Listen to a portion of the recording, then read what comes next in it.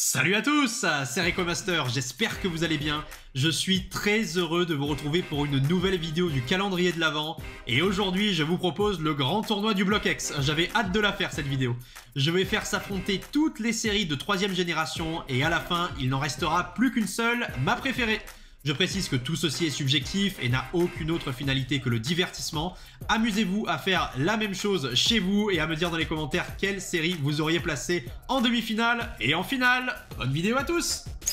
Vous avez compris le principe du tournoi, les 16 séries du Block X vont s'affronter en 8e de finale, puis les gagnantes s'affronteront en quart, puis en demi et enfin en finale. Au préalable, c'est le logiciel qui a défini aléatoirement que Guardian Crystal affronterait Tempête de Sable, que Ruby Sapphire affronterait Team Rocket Returns, etc. C'est pas moi qui ai choisi.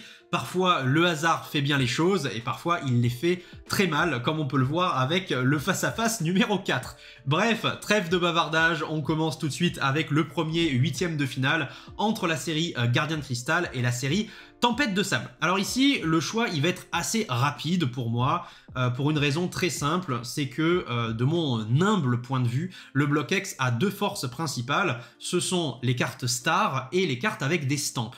Guardian Crystal a les deux, Tempête de Sable en a aucun sur les deux. Voilà, donc le choix est vite fait, c'est évidemment Guardian Crystal que je vais choisir ici. Tempête de Sable, il faut quand même rendre hommage à cette série, elle contient la fameuse carte Wailord X à 200 PV, la première carte à 200 PV du TCG, et même très longtemps après, il n'y a pas d'autre carte à 200 PV qui a été éditée. Il y a quand même des ex rudement bien dessinés, comme le Ptera de Hikaru Koike, ce style 3D propre au Block X qui commence à apparaître avec Tempête de Sable, même si c'était déjà le cas avec Ruby Sapphire, on avait déjà quelques cartes comme ça. On a ce Raichu, néanmoins de Ryo Ueda, qui est absolument sublime avec cette sphère électrique autour de lui. Je suis très fan de cette illustration. On a aussi des évolutions, bien sûr, le Voltali Holo de Tempête de Sable qui est très beau, le Noctali et le Mentali qui sont en rare aussi, en japonais d'ailleurs, elles sont holographiques, elles sont sorties plutôt dans la série Team Aqua Magma, mais c'est vraiment très très très beau. En fait, la série Tempête de Sable, elle n'a pas grand chose à se reprocher. Malheureusement, face à une série qui possède des stars et des stamps sur les reverse, je suis désolé, mais ça fait pas le poids. Et honnêtement, au niveau des rares, je trouve qu'il y a certaines cartes qui sont un petit peu en dessous de la mêlée, et même en ce qui concerne les ex, même si j'ai des coups de cœur sur Ptera, sur ce Raichu notamment, il y a d'autres cartes qui sont quand même vraiment moins réussies, à mon humble avis, comme notamment le Galaking X que je trouve un petit peu en dessous dans Tempête de Sable. À l'inverse, dans Guardian Crystal, on aura le temps d'en reparler un petit peu plus tard, mais on a le Alakazam et le Celebi en star qui sont très jolis. On a évidemment des Holo Delta, cette rareté qui apparaît avec la deuxième partie du Block X, bien évidemment le Tortank illustré par Fukuda, mon illustrateur favori, qui illustre aussi les stars, vous le savez très bien. Donc le Tortank espèce Delta qui est trop beau, le Dracofeu aussi, qui est absolument magnifique. C'est vrai que les Pokémon espèce Delta, il y a un cachet supplémentaire au niveau des couleurs, au niveau du design. Il y a une vraie plus-value en fait, c'est beaucoup mieux. Les types déjà qui sont différents, ça permet de donner d'autres couleurs à la carte que les couleurs qu'on voit habituellement, et en plus de ça, les dessins sont trop beaux. On a souvent le complexe Olon avec la tour, les rayons magnétiques, les petits artefacts au milieu du lac, les forêts, etc. Bref, c'est une dinguerie, on aura le temps d'en reparler, mais ici, pour ce premier affrontement, c'est Guardian Crystal qui l'emporte. Deuxième affrontement que je vous propose aujourd'hui, la série Ruby Sapphire contre la série Team Rocket Returns. Et là, malheureusement, encore une fois, c'est le hasard du logiciel, c'est pas moi qui ai décidé que ces deux séries allaient s'affronter, mais si je suis honnête avec moi-même, c'est le même raisonnement que tout à l'heure en fait. Ruby Sapphire, c'est un petit peu le set de base du Block X, c'est-à-dire que il teste cette nouvelle rareté, les ex du Block X, très bien, ça marche. Moi, j'aime beaucoup les ex du Block X. Je sais qu'elles divisent beaucoup, notamment par rapport à ce côté 3D de l'époque, le côté un petit peu trop sombre. Ça manque pour certains d'une véritable touche artistique. Moi, je suis fan parce que j'ai grandi avec ça, même si j'étais un petit peu plus âgé quand même. Mais voilà, c'est quelque chose qui m'a beaucoup marqué. En plus, on avait ce frisson en ouvrant un booster et en voyant que ça brillait sur le bord. On se disait, c'est une ex, c'est une carte de fou, je suis trop content, etc. Donc ça rajoute aussi à la nostalgie. Moi, c'est vrai que j'accroche beaucoup avec les ex, c'est pas le cas de tout le monde. Au moins, ils ont tenté à partir de Ruby Sapphire, mais Même constat que tout à l'heure avec Tempête de Sable, c'est-à-dire que Ruby Saphir, on a un effet reverse qui est assez quelconque, hein, c'est-à-dire un film reverse qui brille sur toute la carte, rien de plus, on n'a pas de stamp, alors que dans Team Rocket Returns, non seulement c'est l'apparition des stamps, hein, c'est la première série qui en propose, mais en plus de ça, c'est l'apparition des stars aussi, avec Arco, Gobu et Poussifeu. Donc là, malheureusement, les deux Mewtwo s'affrontent, hein, vous le voyez, le Mewtwo X de Ruby Saphir et le Mewtwo X de Team Rocket Returns. Malheureusement, ici, c'est le Mewtwo X de Rocket, hein, qui va gagner de Team Rocket Returns, qui est vraiment très joli aussi. On aura le temps d'en parler un petit peu plus tard. Mais bien sûr, grosse dédicace à Ruby Saphir qui part déjà en 8e de finale de ce classement, avec des holos qui étaient absolument sublimes, comme le Papinox en holographique dans Ruby Saphir, qui est une de mes holos favorites. Je l'adore, cette carte-là. Je l'ai même postée assez récemment sur mon Instagram. Et puis c'est l'arrivée à ON, hein, finalement, la série Ruby Saphir. C'est notre entrée en 3e génération. Donc forcément, ça restera une Madeleine de Proust pour pas mal de gens. Et c'est une série qui doit repartir avec les lauriers. On continue avec le prochain affrontement entre Ex-Emeraude et Ex-Légendes Oubliées. Et là, c'est vraiment pas facile du tout, hein. C'est vraiment pas facile parce que ce sont deux séries que j'aime beaucoup. L'avantage de Ex-Emeraude par rapport à Ex-Légendes Oubliées, c'est que Ex-Emeraude, il y a les stamps en reverse, il n'y a pas dans Légendes Oubliées. Ok, mais au-delà de ça, ce sont deux séries sans star, c'est vrai. Par contre, au niveau des ex, c'est vrai qu'on est face à deux styles rigoureusement opposés. Dans Ex-Emeraude, on a vraiment le style classique, hein, j'ai envie de dire, avec des ex illustrés par Ryo Ueda. Alors ici, on a le contre-exemple du Regice de Hikaru Koike, mais on a voilà, le côté Milobellus X, vous voyez, de Ex-Emeraude, des ex un petit peu plus classiques. Alors, je rappelle, hein, cette série n'existe pas en japonais, hein, c'est une exclue occidentale. On avait accumulé pas mal de retard, il y avait beaucoup de promos qui étaient sortis dans différents kits, dans différents decks au Japon, et forcément il a fallu les rassembler sous une même bannière, hein, pour qu'elles sortent aux États-Unis, en France, en Angleterre, en Allemagne, etc. Et donc on a créé la série Ex-Emeraude.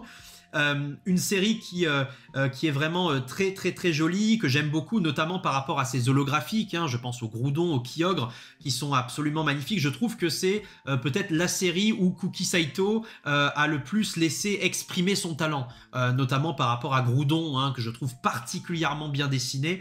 Et on a de très belles rares aussi, hein, dans Ex-Emeraude, avec notamment le Sévipère, le Mangriffe, que je trouve magnifique, hein, franchement, en rare reverse, le Sévipère, qu'est-ce qu'il est beau. Donc ça, c'est magnifique. Et d'un autre côté, on a Ex-Légendes Oubliées, une série qui ne caresse pas les gens dans le sens du poil. Mais c'est pas un défaut, hein, dans ma bouche ici, c'est une qualité, c'est-à-dire que elle n'est pas là à proposer du Dracofeu, à proposer du Groudon, du Rayquaza, non, pas besoin de ça. C'est une série, comme son nom l'indique, avec des légendes oubliées, des légendes d'un autre temps. Voilà, un petit peu comme les cartes qu'on mettrait sous le tapis, comme ça, qu'on ne voudrait pas montrer, des cartes dont on n'est pas forcément fier, mais pourtant elles sont là, elles s'adressent aux connaisseurs, elles s'adressent à ceux qui aiment le lore. Hein, on rappelle que dans Légendes Oubliées, on a notamment énormément de terrain par rapport à Regice, à Registeel et à Regirock, c'est-à-dire aux grottes, hein, dans lesquelles on peut les retrouver dans le jeu d'origine, que ce soit dans Ruby, Saphir ou dans Emeraude, avec ces magnifiques énigmes, évidemment, cette écriture en braille, enfin toute notre enfance finalement. Après, les plus jeunes d'entre vous n'ont peut-être pas connu ça, mais ces versions Ruby, Saphir, Emeraude, c'était un bonheur par rapport à ça, hein, de la quête pour retrouver Regice, Regirock et Registeel, bien que on peut pas parler de quête, hein, mais c'est simplement utiliser les CS dans le bon ordre. Bon, je ne spoil pas ceux qui n'ont pas encore fait le jeu, même si ça fait 20 ans, il faudrait s'y mettre, mais en tout cas, voilà, c'est tout ça pour dire que c'est une série qui ne nous brosse pas dans le sens du poil avec des Pokémon très populaires, mais d'un autre côté, c'est une série quand même qui va récompenser les amateurs du lore de la 3e génération, de la mythologie, de toutes ces petites anecdotes croustillantes. En plus, on a ici les Pokémon, les golems en mode mosaïque, hein, chose qui n'est pas présente dans Emeraude, hein. On n'a pas de Pokémon mosaïque puisque cet effet est exclusif à Légendes Oubliées et à Rouge Feu Vert Feuille. Donc forcément, c'est quelque chose d'assez joli. Et pour moi, des deux côtés, c'est vrai qu'il y a des arguments qui peuvent être défendus. Et les deux séries ont véritablement leurs atouts. Mais s'il faut faire un choix, ce sera Ex-Emeraude. C'est la série que je vais choisir. Ce qui a fait la différence, je pense, c'est avant tout les holographiques. Je trouve les holographiques de Ex-Emeraude plus réussis que dans Légendes oubliées. Que ce soit le Rayquaza, le Groudon et le Kyogre. On parlait aussi des rares tout à l'heure avec le Sévipère, le Mangriffe, mais je pense aussi au Tarinor qui est vraiment très très très joli. On a bien évidemment le Milobellus qui est présent à la fois dans Emeraude et dans Légendes oubliées, hein, puisque c'est une carte de deck et qu'on pouvait trouver dans les boosters aussi. Et c'est vraiment une série Ex-Emeraude pour moi qui a tout compris de A à Z. Il lui manque juste les stars en fait. S'il y avait les stars en plus, ça serait la série parfaite. Mais en dehors de ça, je trouve que c'est une prouesse d'avoir fait une série à partir de rien. Parce qu'encore une fois, comme je vous l'ai dit, ça n'existe pas en japonais. Et d'avoir pu trouver autant de communes, de peu communes et d'ex qui vont bien ensemble et qui forment une véritable série pour l'Occident, je trouve que c'est une prouesse en soi. C'est ça que j'ai voulu souligner. Et donc malheureusement, la série Légendes oubliées quitte déjà ce classement, mais avec les honneurs bien entendu. Alors là, le round numéro 4, il est très très très compliqué. Quand j'ai vu que l'ordinateur m'avait généré ça, ça m'a mis un coup de pression. Parce que j'avoue que là, Force Cachée et Espèce Delta, on parle peut-être des deux plus belles séries du Block X. Donc c'est forcément très compliqué d'en éliminer une des deux dès les huitièmes de finale. Hein. Vous savez à quoi ça m'a fait penser cet affrontement? Ça m'a fait penser à Rafael Nadal au dernier Roland-Garros là, qui tombe sur les meilleurs de sa génération dès les 16e ou 8e de finale de Roland. Voilà, donc ça m'a vraiment foutu un coup. C'est à peu près la même chose parce que l'une comme l'autre, ce sont des séries qui méritent d'aller très très très très loin dans cet affrontement. Mais il faut en choisir qu'une seule malheureusement. Alors, on va dire un petit peu les qualités de l'une et les qualités de l'autre. Pour moi, il n'y a pas vraiment de défaut à ces séries. Je vais quand même trouver un défaut, mais je le garde pour la fin, parce que sinon, ça vous donnerait un indice sur quelle série je vais choisir, même si ceux qui me suivent depuis longtemps savent déjà quelle série je vais choisir. Alors, commençons par Force Cachée. C'est une série qui est la plus homogène que je connaisse du TCG. C'est-à-dire qu'elle a absolument tout ce qu'on peut imaginer de bien dans une série. Les holos sont sublimes. On peut prendre beaucoup d'exemples, hein, celui notamment du Aquali, du Pyroli, du Typhlosion, du Ursaring, des holos qui sont absolument révolutionnaires. Les rares sont très très belles, on pense au OO notamment, au Lugia, mais pas que, il y en a plein d'autres. Les peu communes et les communes sont très réussis aussi, notamment le Evoli. On a des artistes très très très bons hein, qui se sont occupés hein, de la série Force Cachée tout simplement et qui ont illustré énormément de cartes. On a des ex qui sont pour moi les plus belles du Block X, tout simplement. Hein. Non seulement que Ex-Force Cachée a le nombre d'ex, mais en plus de ça, la série a la qualité. Et ça, c'est vraiment très très rare. Hein. En général, quand on fait dans la quantité, on n'a pas forcément la qualité. Et bien avec Force Cachée, c'est le cas. Vous noterez, hein, il n'y a aucune série du Block X qui a autant d'ex que Force Cachée. Et il n'y a aucune série du Block X qui a des ex plus belles que Force Cachée. Donc à partir de là, dans un bloc qui s'appelle le Block X, on peut difficilement espérer mieux. Bon, je vais citer, évidemment, je vais en oublier plein. Je vais citer le Lugia, je vais citer le OO, je vais citer le Noctali, le Mentali, le Celebi que vous voyez ici, qui est mon ex préféré du Block X. Je vais citer le Tyrannosif, le Typhlosion, enfin, le Stylix. Comment ai-je pu oublier le Stylix? Bref. Il n'y a que des bangers dans cette série, c'est une vraie folie. Et comme si ça ne suffisait pas, il y a 3 stars magnifiques, Entei, Raikou et Suicune. Le Suicune, c'est peut-être une de mes stars favorites dans la symétrie de la carte, hein, elle est absolument exceptionnelle. Et comme si ça suffisait pas, on a aussi les Arbi en secrète. Bref, c'est un hymne à la deuxième génération, Force Cachée. C'est vraiment un éloge à Johto, hein. Je ne saurais comment le dire autrement. Je suis ultra fan, vous l'avez compris, de cette série.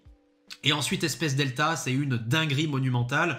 Je parlais tout à l'heure de Force Cachée qui contient, selon moi, les plus belles ex de tout le Block X.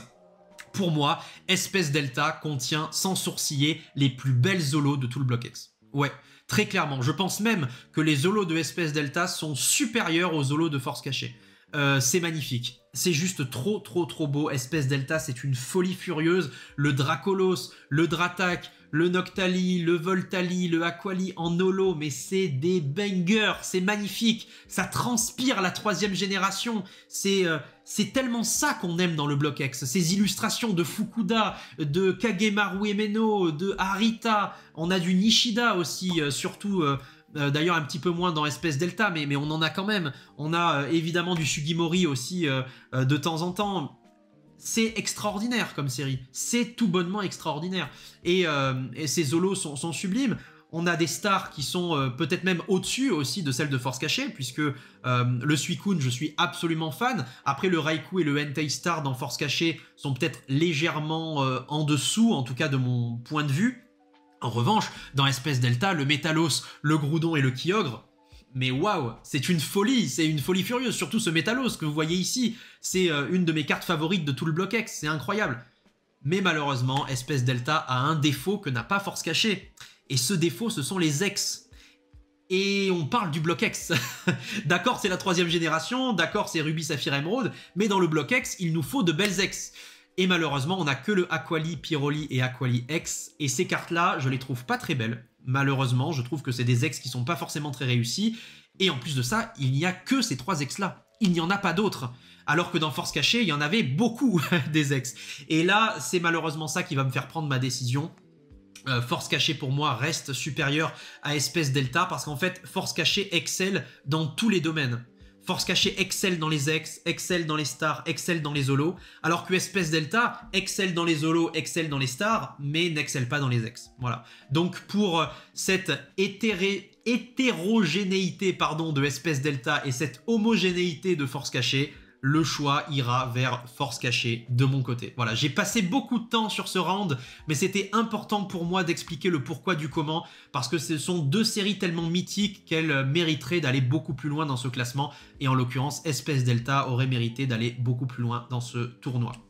On continue avec le round numéro 5, en 8e de finale toujours, qui voit s'affronter Ex-Dragon et Ex-Créateur de Légende. Alors là, c'est très compliqué. C'est très compliqué. Parce que Ex-Dragon, c'est vraiment ma série Madeleine de Proust. C'est une série que j'aime énormément. Je vous disais tout à l'heure que mon enfance, c'était véritablement le bloc Néo, c'est-à-dire la période Néo, Néo Genesis, etc., Néo Destiny, Néo Révélation.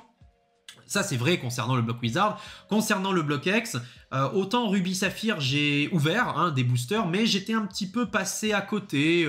C'était une période où j'avais d'autres centres d'intérêt, sûrement. Je continue à faire du Pokémon, mais j'ouvrais moins de boosters. Avec Ex-Dragon, j'ai eu cette connexion. Vous savez, parfois, vous ressentez une connexion avec une série qui vous rappelle des choses de votre enfance. C'est vraiment ma Madeleine de Proust, Ex-Dragon, en tout cas concernant le bloc X.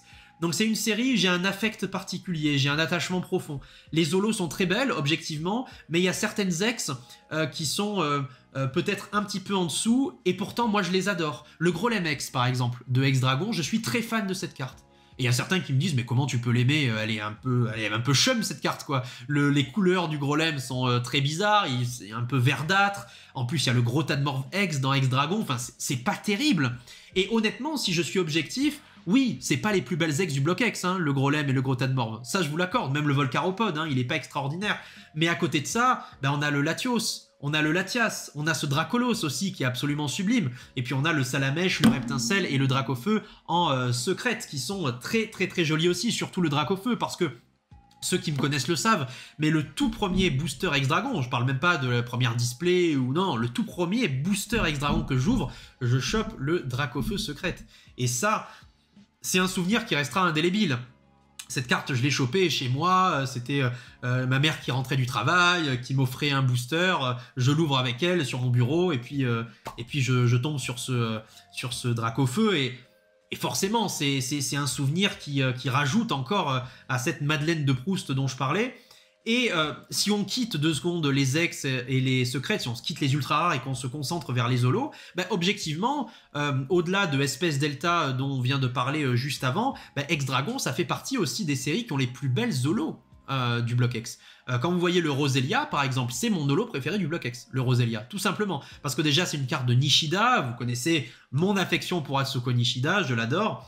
Mais c'est vrai que on a le Libégon, on a le Dratak. D'ailleurs, le Dratak qui est aussi bien réussi en holo qu'en rare. Hein. Libégon, c'est pareil. Hein. Donc, les rares de X-Dragon sont très jolis aussi. Parce qu'on a ce Dracos aussi qui est présent sous la cascade. Vous savez, c'est une référence directe au site Météor, bien sûr. Hein, juste à côté d'Otekia en 3e génération. Avec ses cascades, vous ne pouvez y accéder qu'à la fin du jeu pour capturer Drabi qui se trouve tout au fond du site Météor. Bon. C'est évidemment une référence à ça, et c'est très bien illustré, d'ailleurs ce Dracos illustré par Arita, tout comme le Dratak holo de cette série, mais il y a quelque chose, il y a vraiment une âme dans X-Dragon qui moi me plaît beaucoup, les holos sont très belles, les X sont plutôt jolis en tout cas de mon point de vue, et ça c'est vrai que c'est assez magnifique. Après pour Créateur de légende, la série elle a énormément d'atouts que X-Dragon n'a pas. Par exemple, Créateur de légende, eh bien, elle a des stars. Déjà pour commencer, Dragon, il n'y a pas de stars dans Dragon. Elle a des reverse avec des stamps. Alors je rappelle que les Japonais sont mal lotis à ce niveau-là, parce qu'il n'y avait pas de reverse à l'époque du bloc X au Japon. Donc forcément, là c'est un petit peu plus compliqué. Les X dans Créateur de légende, elles sont très jolies aussi. Je prends l'exemple ici du Mew, qui est vraiment magnifique. C'est probablement la plus belle X d'ailleurs de la série. Elle est très très belle. Et par contre, les holos de Créateur de légende, c'est une folie aussi. C'est pour ça que j'ai du mal ici à départager les deux. Vraiment, c'est deux séries qui se valent dans mon cœur.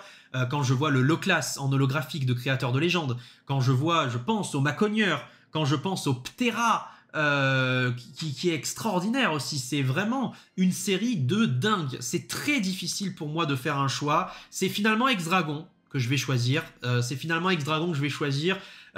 Parce que on est dans un classement subjectif, parce que c'est assumé, et encore une fois, vous pouvez avoir un avis complètement différent du mien, mais comme quoi, parfois, les stars, ça ne fait pas tout. Comme quoi, les cartes avec des stamps, les reverse avec des stamps, ça ne fait pas tout. Parfois, il y a d'autres éléments qui rentrent en jeu, comme ici, cette mélancolie, ce souvenir de ma jeunesse, d'une époque, et puis des cartes qui sont objectivement très belles aussi. Donc, tout ça fait penser... Pardon, tout cela, je me reprends, tout cela fait pencher la balance d'un côté et ce sera donc X-Dragon, ce sera mon choix ici pour cet affrontement. Encore une fois, n'hésitez surtout pas à me dire, hein, vous dans les commentaires, quelles sont vos séries préférées et où vous en seriez déjà à ce stade du classement. On continue avec un nouvel affrontement entre Gardien du Pouvoir et Team Magma versus Team Aqua. Assez compliqué de départager les deux. Je pense que Gardien du Pouvoir, eh bien, c'est vraiment... déjà, c'est pas une série qui, moi, m'a énormément marqué. C'est la toute dernière série du Bloc X. Je la trouve un petit peu en dessous des autres. Donc là, vous allez me dire, bon, alors, c'est fini, le match est plié. Oui, mais le seul candidat, j'ai envie de dire, où Gardien du Pouvoir a peut-être une toute petite chance, c'est Team Magma Aqua. Alors je m'explique, j'adore Team Magma Aqua, hein. Je trouve cette série extraordinaire, mais c'est vrai qu'elle manque cruellement de quelque chose. Elle manque de quelque chose. Et encore une fois, je parle pas forcément des stars ou des cartes avec des stamps. Oui, elle en est dépourvue. Dans Team Aqua Magma, vous trouverez pas de stamps ou de cartes avec ou de stars. Mais au-delà de ça, il y a peut-être quelque chose qui... un manque de cartes, en fait, tout simplement, dans cette série. Hein. Vous le voyez, il y a assez peu de cartes. Hein. Il y a moins de 100 cartes dans Team Magma versus Team Aqua. Et il y a une impression d'inachevé. Il y a certaines séries comme ça, à l'instar de Jungle, à l'instar de Fossil, où quand j'ouvre plus de 3 ou 4 boosters, alors rassurez-vous, c'est plus le cas maintenant. Hein. J'ai plus les moyens pour ouvrir des boosters X comme ça à l'appel. Mais à l'époque où j'en ouvrais, en tout cas, j'avais ce sentiment, au bout de 3 ou 4 boosters, d'avoir déjà fait le tour. D'avoir eu toutes les cartes de la série, d'avoir fait le tour des communes, des peu communes. Et ça, c'est malheureusement une faiblesse. Parce qu'une série, elle doit pouvoir me surprendre quand même. Que ce soit au niveau des décors, que ce soit au niveau du dessin, il doit y avoir quelque chose qui se passe. Et dans Team Magma Aqua, j'ai beau adorer les illustrations, eh ben, il y a toujours cette impression de « Ah, j'en aurais voulu plus » à un moment donné. Donc, c'est vrai qu'entre ces deux séries... c'est assez compliqué de se départager. On va parler des forces quand même, des forces des deux séries. Alors la force de Gardien du Pouvoir, évidemment, ce sont les 3 stars. Alors, évidemment, est-ce que Piroli, Aquali et Voltalistar appartiennent réellement à Gardien du Pouvoir? Oui et non. En français, oui, mais la réalité, c'est qu'on connaît surtout ces 3 cartes-là pour être des promos japonaises, donc Promo Play, évidemment des tournois qui ont eu lieu entre 2003 et 2007. Elles ont d'ailleurs été rééditées ensuite dans World Championships, hein, WC en japonais. Malgré tout, on a des holos qui sont plutôt jolis, un petit peu trop d'holos Sugimori pour moi. J'aime beaucoup Ken Sugimori, hein. Sans lui Pokémon ne serait rien. C'est un des personnages les plus importants qui existent pour Pokémon. Malgré tout, j'ai tendance à penser que simplement prendre un artwork d'un Pokémon et le foutre sur une carte, bon bah je peux allumer mon jeu, ma console et voir le Pokémon dans le Pokédex, c'est la même chose quoi. Voilà, donc j'ai toujours eu un petit peu plus de mal avec ce parti pris. J'aime bien moi les cartes justement quand on a des illustrations qu'on n'a pas l'habitude de voir, hein, des Pokémon qui sont dans des poses inhabituelles, dans un dessin inhabituel, etc. Donc ça c'est un peu compliqué au niveau des holos, les rares, les peu communes et les communes, même constat, un peu trop de Sugimori à mon goût, un petit peu trop de... Il n'y a pas de risque, vous voyez, il n'y a pas de parti pris, il n'y a pas d'identité en fait hein, à la série Gardien du Pouvoir. En tout cas, c'est l'impression que j'ai de mon côté. A l'inverse, dans Team Magma versus Team Aqua, on a une véritable identité. Ah bah oui, c'est l'affrontement entre Max et Arthur, entre le leader de la Team Magma et le leader de la Team Aqua. On a des trainers exclusives avec manipulation de Team Aqua, manipulation de Team Magma, boule de Team Aqua, boule de Team Magma, des choses comme ça. On a des Pokémon qui n'appartiennent ni à une team ni à l'autre, comme le Bulbizarre, comme le Miaouz, comme le Ramolos, qui sont très jolis. Et on a des holos extraordinaires, comme le Groudon ou le Galeking, qui sont peut-être les plus belles holos de la série, que je trouve extraordinaires. Le Galeking, mais qu'est-ce qu'il est beau! Grosse dédicace à Monjeri, bien sûr, là-dessus, mais... Quelle carte de fou furieux, elle est magnifique, avec derrière, j'ai en tête l'illustration, avec derrière tous ces artefacts, la planque de la Team Magma qu'on peut discerner dans le fond. On a le Sharpedo, on a le K-Morx aussi qui est sublime dans cette série. Bref, c'est une vraie folie. Donc c'est évidemment cette série que je vais choisir, hein, vous l'aurez compris.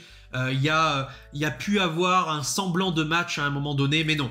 Clairement, le match est plié. Ça sera Team Magma versus Team Aqua. Pour moi, même s'il n'y a pas de stamp et qu'il n'y a pas de star...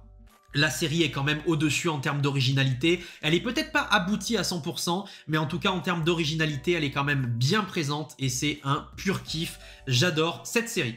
On continue. Oh là là, gros combat là entre ex-Deoxys et ex-Île des Dragons. Aïe aïe aïe aïe aïe, très gros match ici. Alors, ex-Deoxys, une série que je ne vais pas vous faire l'affront de présenter, une série que j'aime beaucoup, qui a des défauts, malgré tout, hein, il faut le dire.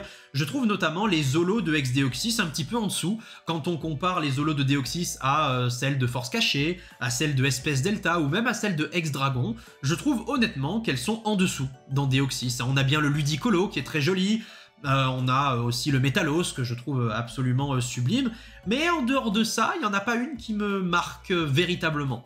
Les ex sont très belles et elles dépeignent des Pokémon assez atypiques, hein, mine de rien. Le Sharpedo notamment, ça fait plaisir de voir un Sharpedo X, de voir un Elexprint X, des Pokémon qui sont emblématiques de la 3G mais qu'on n'a pas l'habitude de voir en ultra rare. Et ça fait plaisir de les voir en ex dans Deoxys. Donc très clairement...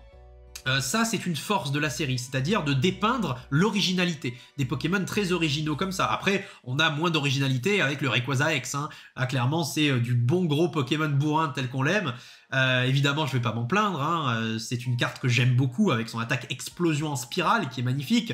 Donc pour les ex de Deoxys c'est magnifique, les holos c'est en demi-teinte on va dire. Et après, bien sûr, on a les stars, le Latios, le Latias et le Rayquaza. Le Rayquaza, pas la peine forcément de vous le présenter, ma carte préférée de tous les temps, celle pour la carte pour laquelle je voue quasiment un culte. Évidemment, je collectionne beaucoup de choses dans Pokémon. Pareil, ceux qui me connaissent et qui me suivent depuis longtemps le savent. Je suis très éclectique à ce niveau-là, hein. Vraiment, j'essaye de collectionner du Wizard, du Block-X, des stars, des Shining, des promos, du japonais, du français. Enfin, vraiment, je fais tout, hein. Je fais absolument tout. Mais si je devais garder une seule chose dans ma collection, pour une raison X ou Y, évidemment, la dernière chose qui resterait, ça serait le Rayquaza Star. C'est une carte qui signifie tout pour moi, hein, qui me suit depuis le tout début. Avec mon expérience personnelle où j'ai eu la chance de sortir Rayquaza Star en français en 2010, en juillet 2010, qui restera probablement l'un des plus beaux souvenirs de ma vie tout court, hein, même en dehors de Pokémon. Donc voilà, un lien affectif et aussi respectueux et presque spirituel, même si je suis plutôt cartésien, assez important avec cette carte-là.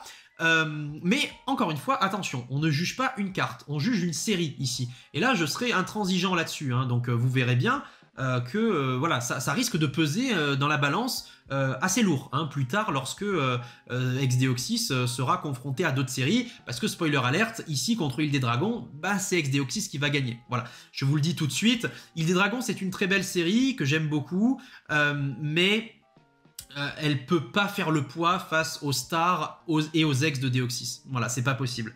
Malheureusement, c'est impossible. Au bout d'un moment, il faut aussi dire les choses comme elles sont. Le Dracofeu et le Mew Star sont très jolis. Il y en a certains qui accrochent pas trop avec le Dracofeu Star. Moi, j'adore le Dracofeu Star. Je suis vraiment très fan. Je le défendrai ardemment jusqu'au bout, même si certains trouvent qu'il est trop simpliste, trop enfantin. Bon, peu importe. Moi, je l'aime beaucoup. Le Mew, il est extraordinaire. Les ex de Île des Dragons, malheureusement, c'est le gros problème pour moi. Je les trouve pas belles. Alors, je suis désolé, il y en a peut-être certains qui vont crier au scandale. J'aime beaucoup le Tyrannosif, ex de Île des Dragons. Je le trouve très joli et très réussi. Il est en plus espèce delta avec le type électrique. Il est magnifique, hein. Il est super bien dessiné, le Tyrannosif ex. Les autres, j'ai vraiment du mal, hein.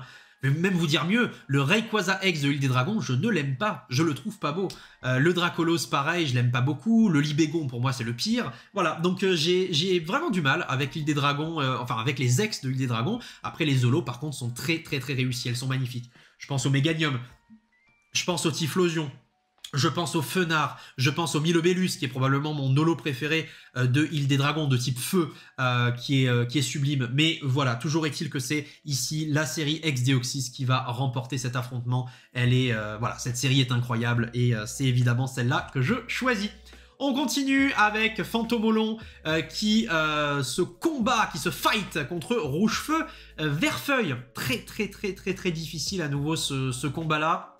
Fantomolon, magnifique série. Le petit défaut de Fantomolon, ça va être les ex pour moi. Le Mew, je l'adore, il est très joli. Je préfère celui de Créateur de Légende néanmoins, hein, mais ce Mew est très joli. Après, on a Colomar et Graiena dans Fantomolon. C'est pas extraordinaire, je dois avouer. Quand tu compares les ex de Fantomolon aux ex de Force Cachée, bon bah il y a clairement pas match. Et encore une fois, je rappelle qu'on est dans le bloc ex, hein, donc les ex, forcément, il faut qu'elles, voilà, elles ont une importance toute particulière. Par contre, la grosse force de Fantomolon, bon, bah, c'est les Zolos, hein. Elles sont extraordinaires les Zolos de Fantomolon, que ce soit les Deoxys, que ce soit le Libégon, enfin bon, elles sont toutes magnifiques. Il n'y en a pas une seule qui est en dessous pour moi dans l'île des Dragons, hein. C'est un bonheur absolu. Et d'un autre côté, on a Rouge-Feu Verfeuille. Et là, à l'inverse, pour moi, la grosse force de Rouge-Feu Verfeuille, ça va pas tant être les Zolos, ça va être plutôt les ex, hein. Les ex qui sont vraiment réussis. On a le Dracofeu, le Tortank et le Florizard, évidemment, très joli. Le Gengar, c'est mon ex préféré, hein, le Ectoplasma. Je pense que là, je suis pas très original, il y en a beaucoup qui pensent comme moi. Donc, très jolie carte. On a bien évidemment aussi le Mélodelphe, que j'aime beaucoup, le Electrode, voilà, donc... Les ex sont très sympas, évidemment c'est une référence à la première génération, il n'y a que des Pokémon de première génération dans Rouge Verfeuille, parce que ça fait hommage au remake, hein, les versions Rouge Verfeuille, remake de Rouge et Bleu, enfin de Rouge et Vert, mais Vert c'est une version exclusivement japonaise qui n'est pas sortie en France, bref vous m'avez compris. Donc très difficile ici de faire un choix, il n'y a pas de star dans Rouge Verfeuille, alors qu'il y a des stars dans Fantomolon. Ça, forcément, ça joue dans la balance. Les ex sont meilleurs dans Rouge Verfeuille, moins bien dans Fantomolon. Mais d'un autre côté, il y a les Zolos. Ah, c'est difficile, je sais pas quoi choisir. Ah, Fantomolon. Fantomolon. Je suis désolé, ça va être Fantomolon quand même. C'est cette série qui va tirer son épingle du jeu. J'aime beaucoup les reverse de Rouge Verfeuille néanmoins, surtout les Zolo reverse avec Pokéball. Elles sont très belles hein, avec les Pokéballs sur le texte. Et sinon les reverse simples, elles sont très jolies aussi puisqu'on a des types qui... non pas qui remplacent, mais en tout cas qui vont avec les points holographiques Cosmos Foil hein, sur l'effet holo.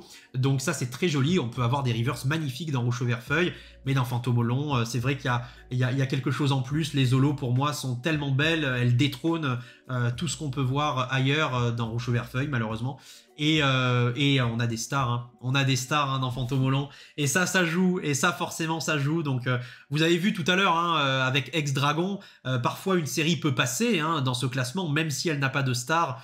Bon bah là dans ce cas-là malheureusement les stars vont faire la différence, parce que dans Fantomolon, hein, que ce soit le Pikachu, que ce soit le Léviator, c'est quand même beau, hein, c'est quand même très beau. Donc bon, le Léviator après moi je suis un petit peu moins fan personnellement, même si j'apprends à l'aimer avec les années, mais voilà, bref c'est Fantomolon quand même qui va remporter ce duel. Les huitièmes de finale sont terminés. C'était quand même assez long, hein. Je suis désolé de la longueur de cette vidéo. Après, je sais que pas mal d'entre vous aiment bien m'entendre raconter mes anecdotes. J'espère que c'est pas trop long pour vous en tout cas. N'hésitez pas à me dire si vous, en quart de finale, vous auriez eu un classement similaire au mien ou peut-être pas du tout le même. En tout cas, on va avoir Gardien de Cristal contre Team Rocket Returns, Emerald contre Force Cachée, Dragon contre TATM et Deoxys contre Fantôme Olon. Allez, c'est parti pour les quarts de finale. On commence avec Gardien de Cristal contre Rocket Returns. Alors ça, c'est un sacré combat, hein. Ça, c'est un sacré duel entre les deux séries. Gardien de Cristal, on en a un petit peu parlé tout à l'heure. Comme je le disais, c'est une série que j'aime beaucoup. J'adore le Celebi qui dab avant l'heure, hein, puisque c'est une série qui est sortie en 2006 en France et en 2005, hein, me semble-t-il, au Japon. Donc extension magnifique, avec le Alakazam aussi qu'on a vu tout à l'heure. On a des ex qui sont très réussis, même si malheureusement Gardien de Cristal comprend l'ex la moins belle de tout le bloc ex, hein. À chaque fois je troll par rapport à ça, mais c'est le Brouhaban, hein. Le Brouhaban de Harita, hein, pour moi la pire ex du bloc ex, hein, je suis vraiment désolé. À chaque fois je troll par rapport à ça, mais c'est vrai qu'elle est vraiment pas jolie à mon goût, en tout cas. Les holos de GDC qui sont très très jolis, on en parlait un petit peu tout à l'heure dans le précédent affrontement de Gardien de Cristal. Donc voilà, une série qui a de véritables atouts. Et de l'autre côté, on a Rocket Returns, une série dont j'ai déjà parlé en long, en large et en travers, l'apparition des Stamps, le Gobu, le Poussifeu et le Arcostar. Une chose dont j'ai pas beaucoup parlé par rapport à Rocket Returns, ce sont les ex, hein. Elles sont vraiment très très belles, les ex de Rocket Returns. Ce côté très dark, très sombre, avec notamment le Farfuré, le Insécateur, le Mewtwo, le Ronflex aussi, vraiment très très joli, le Articodin, le Sulfura, le Elector. Ils sont vraiment jolis, hein, les ex de Rocket Returns. Et il y a cette originalité, ce retour un peu aux sources, hein, ce retour à la Team Rocket qui fait bien plaisir. Et puis, c'est vrai qu'on n'a pas trop l'habitude d'avoir des partis pris aussi importants dans la première partie du bloc X. Dans la deuxième partie, c'est plus le cas, hein, avec Espèce Delta, on a énormément de nouvelles choses qui arrivent. Mais dans la première partie du bloc X, c'est vrai que voir des Pokémon X qui appartiennent à la Team Rocket, tout ça, waouh, c'était... ça devait être incroyable pour l'époque. Moi, je ne l'ai pas vécu, étant donné que c'est une série qui n'est jamais sortie en France et que j'achetais pas du tout de cartes à l'international quand j'étais jeune. Mais j'imagine que pour nos amis anglais ou américains, ça devait être assez incroyable de voir débarquer des ex qui d'un coup appartiennent à la Team Rocket, de revoir l'apparition de Jesse et James, qui est en secrète, hein, Here's Come Team Rocket, et des holos qui sont aussi sublimes. Il y a des rares de fous aussi dans Rocket Returns, avec le Dracolos, qui est incroyable, c'est une folie. Bref, vous l'aurez compris, c'est évidemment Rocket Returns qui va passer face à Gardien de Cristal. Pour moi, la série est beaucoup trop belle pour s'arrêter là. Gardien de Cristal avait de véritables qualités à défendre, mais ici Rocket Returns l'emporte haut la main, en tout cas c'est mon point de vue. Je la trouve incroyable cette série, tellement novatrice pour l'époque, hein. Je rappelle qu'elle est sortie en 2004, hein, donc ça commence à remonter, ça fait véritablement 20 ans, donc c'est absolument incroyable. Et bravo à Team Rocket Returns qui se qualifie. On continue avec Emerald contre Force Cachée. Bon, bah écoutez, je pense que là, je vais pas faire durer le suspense, hein. Autant il y a des séries où ça se joue à pas grand chose, autant là, il y a un fossé entre les deux. Ah, évidemment, hein, ça sera Force Cachée. Ex-Emerald, on a ce Milobellus, hein. Je vous en ai parlé tout à l'heure de ce Milobellus qui est très très très joli. Et évidemment une très très très grosse dédicace audio à Max et Rob, hein, que je kiffe bien sûr. N'hésitez pas à les suivre sur Instagram. Mais voilà, au-delà de ça, au-delà de ce Milobellus qui est sublime et des holographiques aussi, que ce soit le Groudon, le Kyogre et le Rayquaza dont je parlais tout à l'heure, ou même d'autres, hein, que j'ai pas forcément cités. Force Cachée a beaucoup trop d'atouts, hein. Je vais pas les redire parce que j'en ai déjà parlé tout à l'heure, mais Force Cachée est beaucoup trop fort, écrase la concurrence, et ici c'est une victoire haut la main face à Ex-Emerald. Nous avons maintenant Ex-Dragon contre Team Magma versus Team Aqua. Assez difficile aussi parce qu'on est face à deux séries qui n'ont pas de stamp et deux séries qui n'ont pas de star, hein. Donc c'est fou, hein, de se dire que aussi loin dans la compétition, on se retrouve encore avec des séries comme ça qui n'ont pas les qualités intrinsèques, j'ai envie de dire, du bloc X que sont les stamps et les stars. Mais en tout cas, très très très très jolie série les deux, hein. C'est pour ça qu'elles sont arrivées si loin.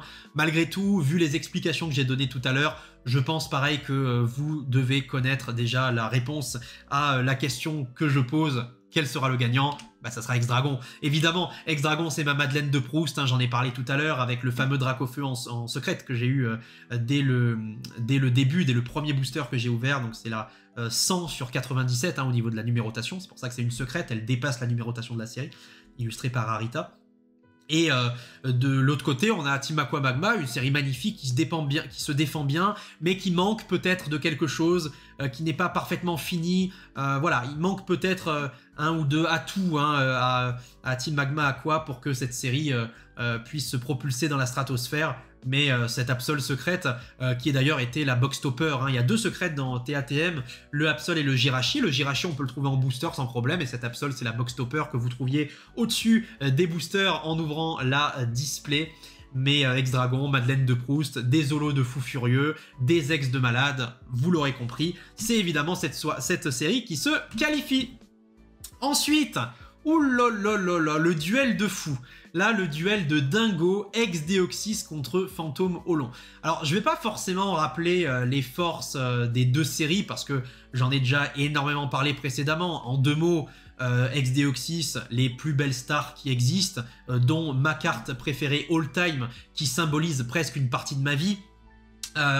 Plus des ex très jolis pardon, et très originales aussi dans ex-Deoxys avec notamment le Sharpedo et le Helexprint. Donc ça c'est pour les forces de Deoxys. Les forces de Fantôme Olon, on a ces holos qui sont extraordinaires. Ces holos qui sont extraordinaires. Les stars qui sont vraiment magnifiques aussi, avec notamment le Pikachu que je trouve particulièrement réussi. Et évidemment, voilà, une série très complète, très homogène. On a les Pokémon espèce Delta qui sont bien présents, les changements de type. On a beaucoup d'illustrations de Fukuda, de Harita, donc tout ce que j'aime. Et puis voilà, des Pokémon qui peuvent s'exprimer en fait dans toute leur essence, dans toute leur originalité. Et ça, Fantôme Olon, c'est un charme particulier. Et ex-Deoxys, donc au-delà des forces que je viens de citer, il y a la faiblesse pour moi des cartes holographiques qui sont un petit peu en dessous et que je trouve pas forcément magnifiques. Quel est le résultat de ce duel entre Deoxys et Fantôme Olon? Le résultat sera... Et oui les amis, Fantôme Olon. Rappelez-vous ce que je vous ai dit tout à l'heure. Rappelez-vous ce que je vous ai dit tout à l'heure. On ne juge pas une série à une carte. Eh oui, on ne juge pas une série à une carte. Et même si j'ai cet amour pour Rayquaza Star, même si c'est la carte qui définit et qui définira ma vie pendant encore très longtemps, je l'espère, malgré tout, c'est pas la plus belle série du Block X, en tout cas à mon goût, et c'est clairement pas celle que je choisirais face à Fantôme Olon. Donc c'est Fantôme Olon ici qui se qualifie, hein. C'est Fantôme Olon qui se qualifie. Si Deoxys était tombé contre TATM ou contre X-Dragon, je pense que j'aurais choisi quand même Deoxys. Voilà, de par la beauté de certaines cartes, mais ici contre Fantôme Olon, pour moi la série est plus homogène, les holos sont plus belles et puis voilà, tout simplement c'est Fantôme Olon qui se qualifie face à ex-Deoxys. Les quarts de finale sont terminés, on arrive donc maintenant aux demi-finales qui verront s'opposer Team Rocket Returns contre Force Cachée. Oh là, le duel de fou. Et enfin, X-Dragon contre Fantôme Olon. Allez, c'est parti, vous êtes prêts? Let's go pour les demi. Le duel de malade mental entre Rocket Returns et Force Cachée. Le Ronflex X de Rocket Returns à votre gauche. Le Lugia X de Force Cachée à votre droite. Très difficile entre les deux, parce que si on est vraiment honnête... dans Rocket Returns, elle a des atouts de malade mental cette série, les Pokémon de Rocket, le Stamp qui est magnifique, mais d'un autre côté, dans Force Cachée, bah, le Stamp il est présent aussi, en plus on a cet effet Pokéball, hein, les Pokéballs kaléidoscopiques là, qui changent un petit peu de position lorsque vous faites tourner et pivoter la carte sous la lumière, hein. Pour moi c'est un des plus beaux Stamp et effets reverse de tout le Block X, celui de Force Cachée. C'est juste trop beau. Et puis voilà, la série, elle est tellement complète. Les Arby, les Stars, les Ex, les Holos, tout va bien dans Force Cachée. Donc oui, ouais, c'est Force Cachée qui va gagner cet affrontement. C'est Force Cachée qui l'emporte face à Rocket Returns. Très beau parcours de Rocket Returns qui est sorti en demi-finale. Donc félicitations pour ce parcours, parce que vraiment la série elle démérite pas. Elle est magnifique, je suis trop fan, mais malheureusement c'est Force Cachée qui va l'emporter ici. Deuxième demi-finale entre Ex-Dragon et Fantomolon. Là pareil, le suspense, bah il va pas durer très très longtemps. Déjà tout à l'heure c'était très très chaud pour l'une des deux séries. Bah là ça va être encore plus chaud. C'est Fantomolon qui va remporter. Ouais, c'est Fantomolon qui l'emporte hein, clairement. Dragon, ça a beau être ma Madeleine de Proust, ça a beau être une série qui définit mon enfance et une période de ma vie. Au bout d'un moment, il faut aussi mobiliser des critères objectifs. Et si je suis objectif, Fantomolon reste au-dessus de Ex-Dragon en termes d'illustration et en termes de diversité au niveau des cartes qui sont proposées dans les différentes raretés. Que ce soit en holo, que ce soit en rare, que ce soit en unco, en commune. Et puis il y a évidemment les stars qui sont présents dans l'une et pas dans l'autre. Eh ben, je crois qu'on arrive à la finale, les amis. On arrive à la finale, le grand final entre Force Cachée et Fantôme Olon. C'est parti, c'est parti, c'est parti. Quelle série va l'emporter entre les deux? Il y a zéro suspense. Honnêtement, il y a zéro suspense. Vous le savez, vous me suivez depuis très longtemps pour la plupart d'entre vous. D'ailleurs, ceux qui débarquent et qui me découvrent avec cette vidéo, bah, bienvenue à vous déjà. J'espère que vous allez kiffer mon contenu, que vous allez aimer les prochaines productions qu'on vous proposera. N'hésitez pas d'ailleurs à regarder les précédentes vidéos qu'on a publiées sur cette chaîne. Mais ceux qui me connaissent le savent. Bah, Force Cachée, c'est ma série préférée de tous les temps. C'est pas simplement ma série préférée du Bloc X, c'est ma série préférée de tous les temps. Donc c'était couru d'avance. Le but de cette vidéo, c'était pas tant d'élire le gagnant, puisque le gagnant, bah, c'était forcément Force Cachée pour moi. Mais c'était surtout de vous parler des séries du Bloc X, de vous faire partager cet amour pour le Bloc X, de vous faire ressentir cette vibration que je ressens face aux séries et aux cartes du Bloc X. Et j'espère que vous, de votre côté, vous ressentez la même chose. N'hésitez pas à me partager eh bien, vos sensations, vos sentiments. N'hésitez pas à me dire quelle est vous, votre série préférée de Force Cachée, du Bloc X, pardon, je m'en mêle les pinceaux, hein, un vrai lapsus là, lapsus révélateur. Mais en tout cas, n'hésitez pas à me dire, voilà, quels sont vos finalistes, quelles séries vous auriez mis par exemple en quart de finale, ce genre de choses. Je suis curieux d'avoir votre avis en commentaire. J'espère que cette vidéo assez longue, hein, je suis désolé, vous aura plu. Et je vous donne rendez-vous très très vite pour de nouvelles aventures. Merci de m'avoir suivi et à la prochaine. Ciao tout le monde.